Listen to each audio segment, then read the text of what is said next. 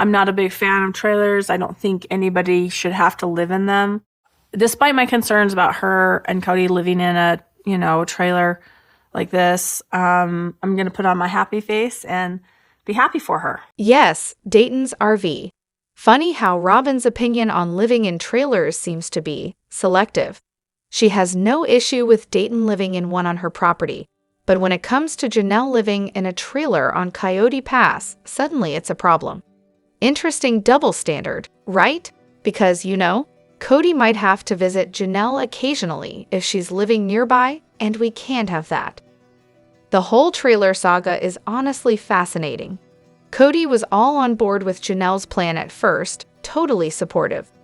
Then, out of nowhere, he was furious about the trailer, yet still dropped a ton of cash on a truck to haul it, even though Robyn was against it.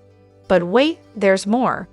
After all that whining, fighting with Gabe over how to fix it, and so much drama, Kody still managed to spend the night in that very same trailer. Oh, the irony. And let's not forget, Janelle's not exactly a stranger to trailers. She lived in one with her kids after her divorce. Fast forward 5 years. Yep, you can bet she'll probably be back in one. Here's a good one. Kody got Dayton a trailer to live in but never extended that same generosity to Garrison and Gabe. I'm sure that went over really well. And then there's that lingering question. When Robyn moved to Lehi, was a trailer ever on the table for her? Could you imagine? If she had to live in a trailer on the property, for the sake of family unity, do you think Robyn, who was so desperate to be part of the family, would have gone along with that? Yeah, probably not. But hey, it would have been cheaper than a rental house, right? We've got so much to dive into today, so let's not waste any time. Let's jump straight into it. Hey everyone, what's up? It's Elena here, and welcome back to my channel reality Nexus X. Kody is so painfully awkward at a spins wedding that it's almost like he's trying to make everyone uncomfortable on purpose. I mean, why is he talking so much? And why are the things coming out of his mouth so weird? He says things like, "I'm taking your son, but I'm giving you my daughter, and I'm sorry to say you're invited to the wedding of the year." Like, who talks like that? Then, when he and the guys walk into the cottage where Aspen and Mitch will be staying that night, Kody says, "We can only come in if Mitch invites us," and makes a huge deal out of not touching the sacred bed. What kind of dad makes a joke like that? Honestly, Mitch looked like he was about to throw hands. I was right there with him. That's when I officially became a Mitch stan. Aspen had to be thinking, just get through this, TLC is paying for everything, and then we can go our separate ways from this walking train wreck. I can almost hear her silently begging for it to be over as Kody cracks a joke about Mitch railing his daughter later. He was practically giddy at the thought. I had totally blocked out how cringy Kody was during Aspin's wedding. Every single thing that came out of his mouth was like he was trying to make it as awkward and attention-seeking as possible. It was almost like he was jealous that his daughter was getting the spotlight instead of him, and he'd say anything to steal it back. Kody has 4 main modes, and he's basically a walking, talking cringe fest in each one. Aspin's wedding, awkward Kody, usually when he's not the center of attention and surrounded by men who aren't his blood relatives. Maddie's wedding, still awkward, but the spotlight is on him, so it's a different kind of awkward. Victimhood, complaining about tragedies that have literally no consequence, like budgeting for Michael T's wedding, protect Robyn, random threats of violence, suddenly changing his entire value system to match hers, like when he claimed to stop wanting dogs or pets because she didn't like them. Oh, and how can I forget when Kody was dying to strip down in front of the entire groom's party before Aspin's wedding. He was giggling like a teenage boy just thinking about it. Honestly though, what stands out to me the most when I think about Aspin's wedding is how gorgeous it was despite the Kody chaos. Now, Maddie's wedding, even worse. Kody says some creepy stuff that crosses a line, especially when he talks about Maddie's appearance. For a guy who won't let his daughters show their stomachs or thighs because of his strict modesty rules, he's practically drooling over Maddie in her wedding dress. That whole scene screams some seriously messed up mixed signals. I don't think Kody's a full-on creep, but he definitely wears the weird purity culture flag proudly, and that's saying a lot. I still shudder thinking about the time Kody told Maddie he was going to stare at her all day, and then they cut to Maddie giggling like a schoolgirl and saying her dad is quite the charmer. Girl, no, that is not okay. Aurora's behavior is honestly baffling. I've noticed this huge gap between how Robyn's kids act and how other kids behave, and it's hard to ignore. Take Isabel and Aurora, for instance. They're around the same age. Actually, Aurora might even be older, but while Isabel has had these deep, difficult conversations with her parents, Aurora still talks like she's, 10? It's like Kody doesn't just baby Robyn, he babies every one of her kids too. Savannah and Brianna might be the same age, but Savannah is out there being this smart, interesting young adult, while Brianna, well, let's just say she's crying. A lot. And here's the kicker. Aurora's actually the same age as Gwen, not Isabel. Isabel's younger, so it's even worse when you really think about it. Then there's that whole I allowed myself to think about getting her ears pierced. What? How deep does that brainwashing go that you need permission to even think about something? How is she proud of this like it's a life-changing decision? Honestly, I thought I was the crazy one for thinking it was weird, but no, it's really odd. Like she's acting like deciding to get pierced ears is some monumental step in her life. My 9-year-old granddaughter made the same decision for herself, no problem. Before I watched the episode, I honestly thought Aurora was the youngest of Robyn's kids. Robyn's children are barely ever on screen, and I completely forgot their ages. When they mentioned a daddy-daughter day, I assumed she was like 6. I literally forgot she was an adult. And let's not forget the whole keep sweet fundamentalist nonsense. Basically, it teaches that women should act like submissive children forever. That's really the vibe she gives off. Even as a kid, I found Aurora a little off. I know, that sounds harsh, but it's true. Remember how she had zero respect for personal space? She was always right up in everyone's faces, especially the older guys, hugging them like there was no such thing as boundaries. I'm not gonna lie, she came across as pretty attention-seeking too. Like when Michael T announced her pregnancy, everyone's clapping and cheering, but Aurora and Brianna are screaming like they're at a concert. Chill out, it's not Friends. Now, looking at her as an adult, it's clear she has some serious emotional dependency issues. And honestly, I do feel a little bad for her, Aurora. The much maligned figure who can't seem to catch a break. Let's take a minute to defend her. Trust me, there's more going on here than meets the eye. First, let's revisit that charming moment from an earlier episode when Kody and Robyn explained the family blending talk. Robyn sat down with the kids and delivered her little speech about respecting adults and all that typical blending nonsense. But let's be real, this wasn't just a casual family chat. Robyn's repeated mantra was that she wanted a safe family for her kids. Sure, if by safe you mean the kind of safety that only comes with a constant undercurrent of panic and manipulation, then yes, that's absolutely the goal. Robyn probably didn't say it in so many words, but imagine something like this. This is your only chance, kids. If we don't make this work, we'll be homeless. Foster care's the next stop. Robyn, ever the expert at parental guilt, found her perfect target in Aurora. Why Aurora? Well, let's be honest, Dayton and Brianna weren't buying the "we're all a happy family now" narrative. They could see through the smoke and mirrors, but Aurora, she was a little more susceptible. Let's just say she probably had some pre-existing anxiety issues, which made her a prime candidate for Robyn's emotional puppet strings.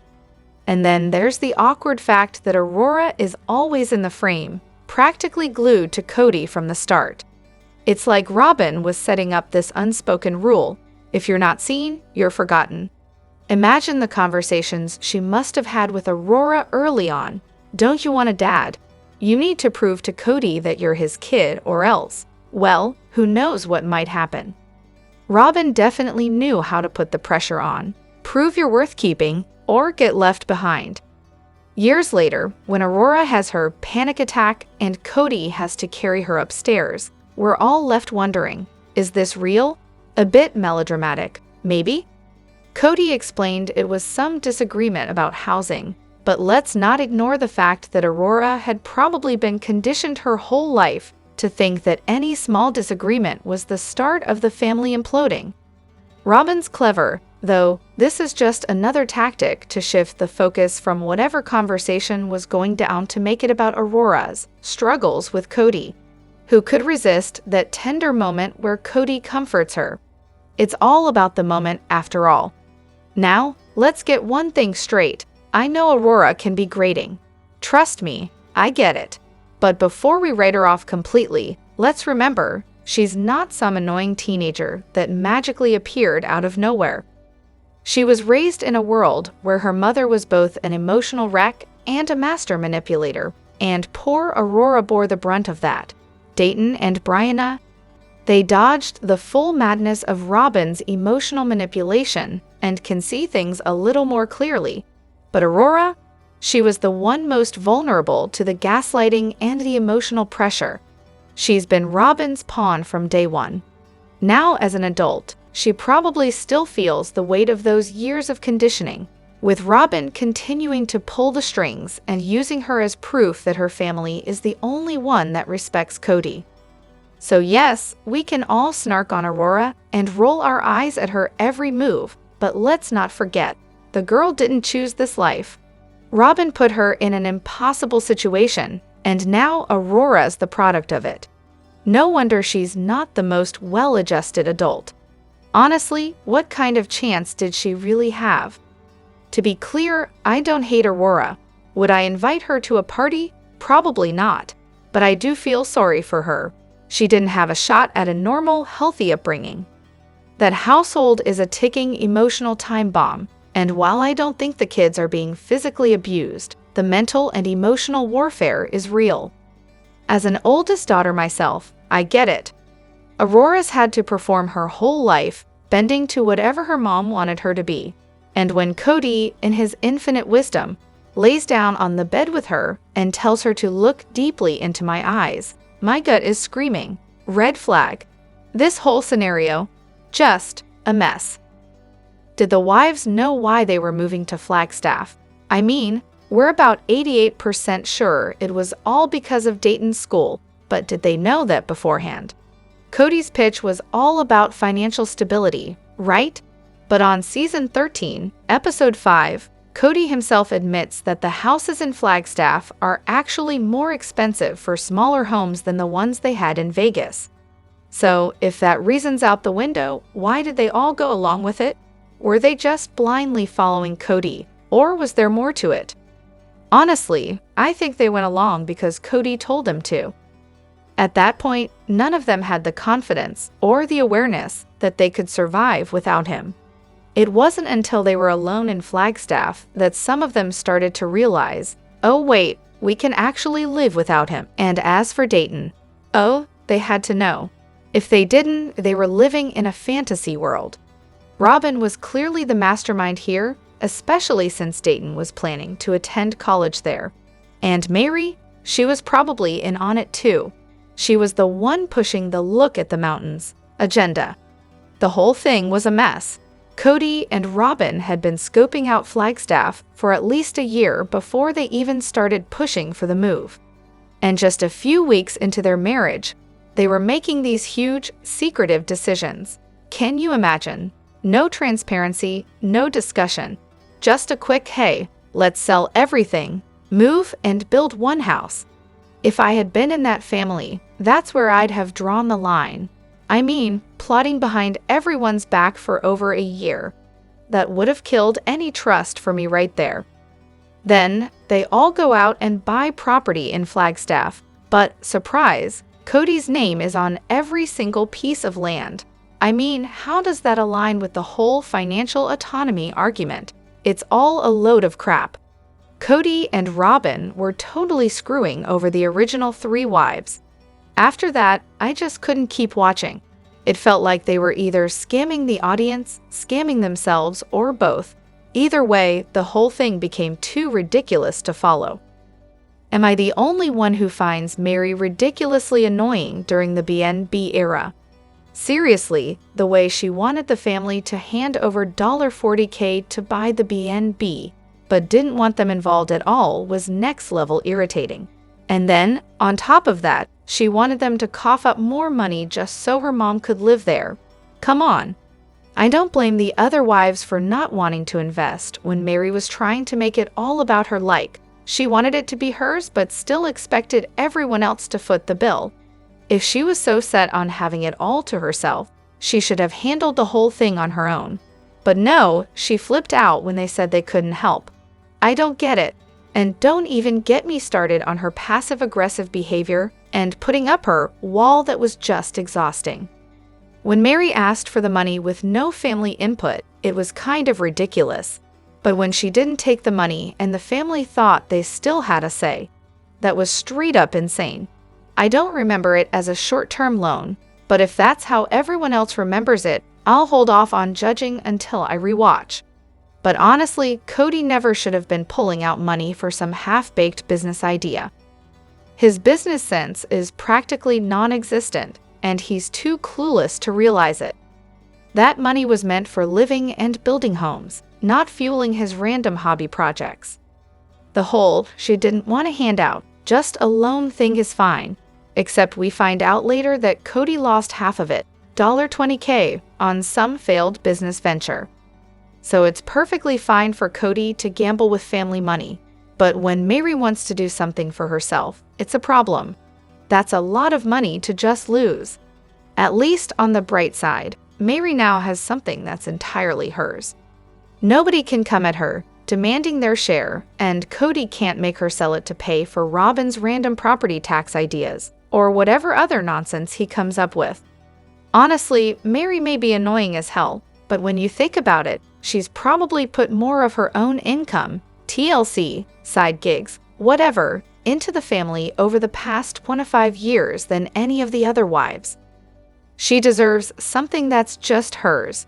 Look at Christine. She walked away with almost nothing after 26 years and 6 kids. Each wife should have had something to fall back on in case they decided to leave.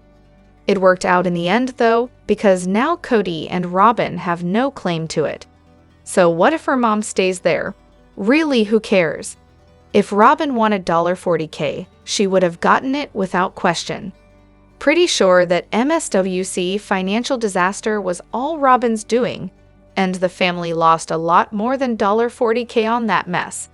There's plenty of reasons to criticize Meri, but wanting a little financial independence isn't one of them. The classic Christine was mean to Robyn narrative that keeps getting dragged out. Honestly, I'm with you. I don't remember anything that dramatic on the show. Sure, Robyn had some questionable moments, like when she and Kody took their sweet time making out while Christine was literally in labor. Or when Christine side-eyed Robyn for hiring a nanny when she's a stay-at-home mom with sister wives. Like, what even? Robyn, who's surrounded by family, suddenly needs a nanny? It's like asking why a fish needs water. But mean is a stretch. Christine definitely had her moments of distant energy, but I don't remember her being outright nasty. Maybe a little irritated, sure, but who can blame her? Robyn's antics were, let's say, not exactly charming. Christine did say it hurt her feelings when Robyn pretended to get the wives involved in picking her wedding gown, only for Kody to swoop in and make the decision himself. And yeah, it stung a bit when Christine found out Robyn hired a nanny instead of letting her pitch in and help with the kids, as any reasonable sister wife would. But mean, more like frustrated and put off. But hey, God forbid Christine actually voice her feelings about any of this. I mean, really, how dare she not just suck it up and let Robyn steamroll over her? Honestly, I think it's a little rich, considering that every one of these wives has had their fair share of complaints and hurt feelings. It's hard to blame Christine for not exactly loving the woman who took an 11-day honeymoon while the rest of the wives got a couple of days here and there. Or the one who conveniently erased Christine's kids and drew her own into the family picture. Real sweet, right? And then there's Robyn, just oh so innocent, reacting with all the sincerity of a toddler playing pretend. Yay, everyone is taking a coronavirus test. So glad they're doing that. Followed by her lament about how the nanny exposed them to coronavirus after everyone else was forced to test. Classic. Or how she pities Isabel for not getting support for her surgery, yet somehow Artie and Saul can't possibly share their dad. Like, poor Isabel, right? But Robyn's just misunderstood, as always. Look, I get it. I wouldn't exactly be besties with Robyn either. They all hurt each other's feelings, sure, but Robyn's a master at playing the innocent lamb while stirring the pot. Every time someone reacts to her behavior, it's conveniently framed as them being mean, which just makes her the Marta of the group. Classic wolf in sheep's clothing. Let me know what you think in the comments. Don't forget to hit that like button and subscribe to my channel. I'll see you in the next video. Take care and much love to you all.